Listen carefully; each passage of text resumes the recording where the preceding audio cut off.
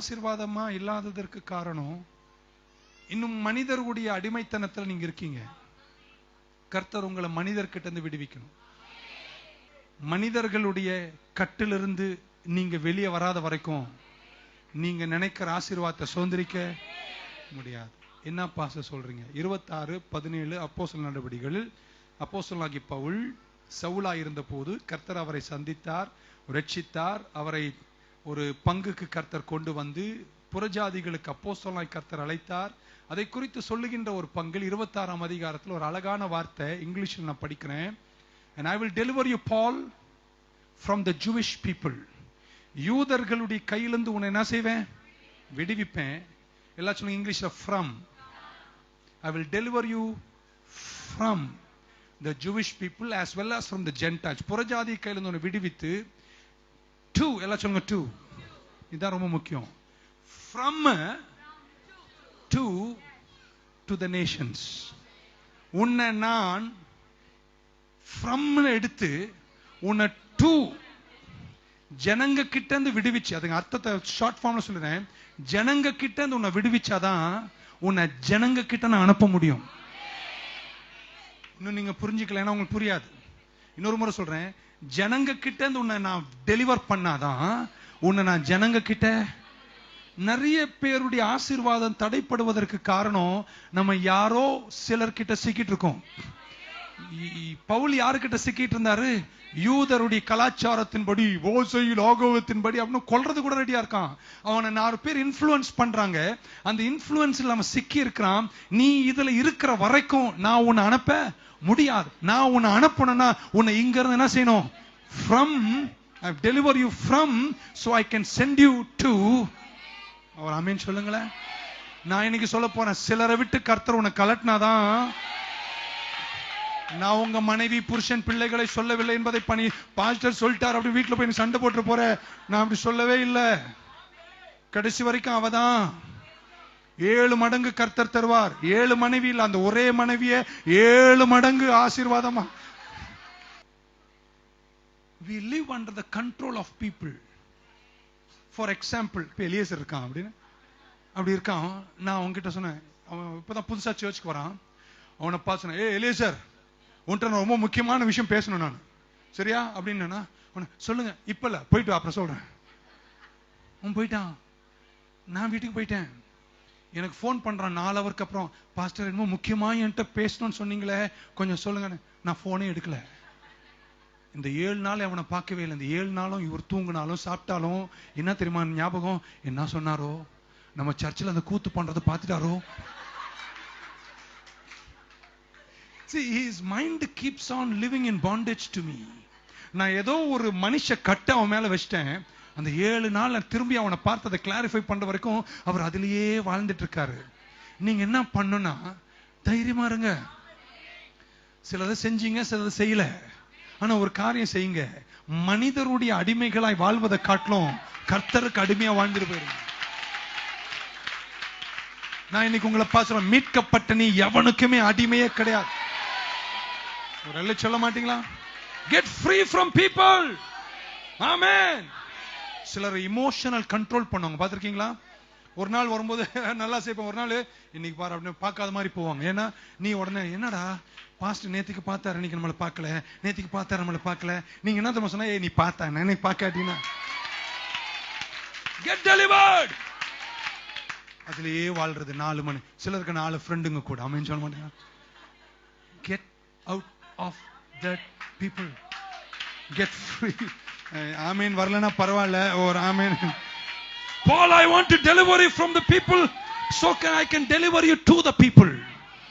நீ ஆசீர்வாதமா இருக்கணுமா? லட்சியக்கார சேரணுமா? நீ செய்ய வேண்டியதை செஞ்சு முடிக்கணுமா? 4 பேருடைய இன்ஃப்ளூயன்ஸ் கீழே நீ வாழ முடியாது. எழுந்து கர்த்தருடைய வாத வாக்கியம். பக்கத்துல ஒருத்தரை தட்டி சொல்ல, உங்களை ரொம்ப நேசிக்கிறேங்க, ஆனா நீங்க வேணும்னா இருக்கலாம், வேண்டானா but you don't control me.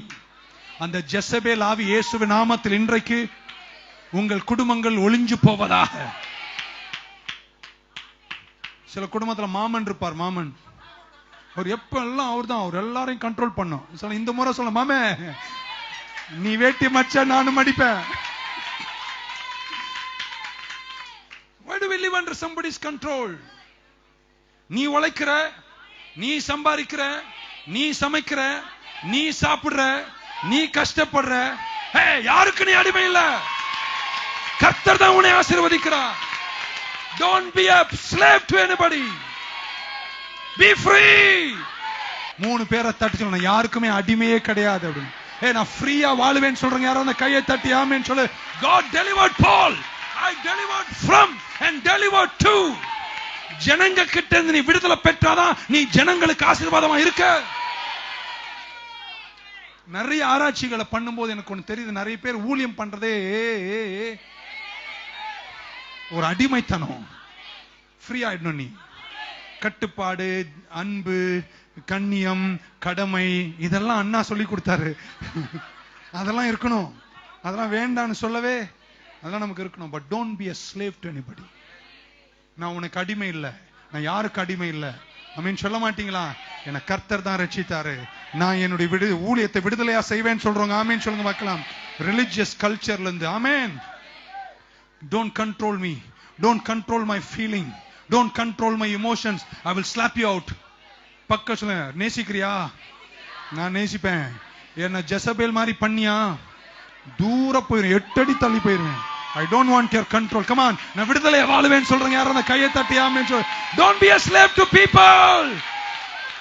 ஃப்ரீக்கே ஒரு கட்டுப்பாடு இருக்குங்க. என்னைக்கு ஃப்ரீயோ அன்னைக்கு தாங்க உனக்கு கட்டுப்பாடே வரும்.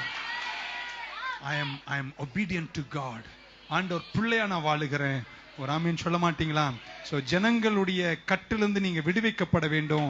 மன்னிப்புல வாழும்போது தான் ஆசீர்வாதத்தின் வாசல்களை கர்த்தர் திறப்பாரு.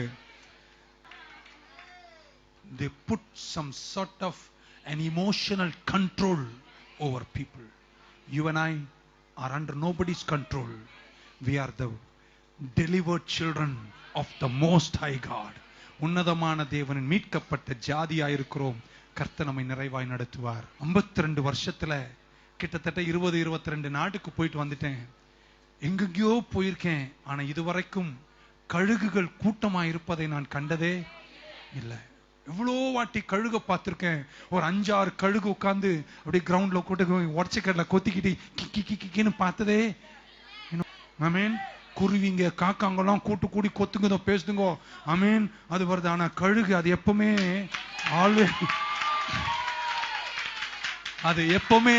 அது எப்பவுமே தனியா தான் பறக்குது. அது யாரு கூட பறக்கிறதே இல்ல. ஜெயிக்கிறவங்க நிறைய பேர் தனியா தான் இருப்பீங்க. உன் தரிசனத்தை நிறைவேற்ற நீ புறப்படும் போது உன்னை நிறைய பேர் பாராட்ட மாட்டாங்க. உன் லட்சியத்தை நோக்கி போகும்போது நிறைய பேர் புரிஞ்சுக்க மாட்டாங்க. உன்னை கண்ட்ரோல் பண்ண பாப்பாங்க. கலட்டவன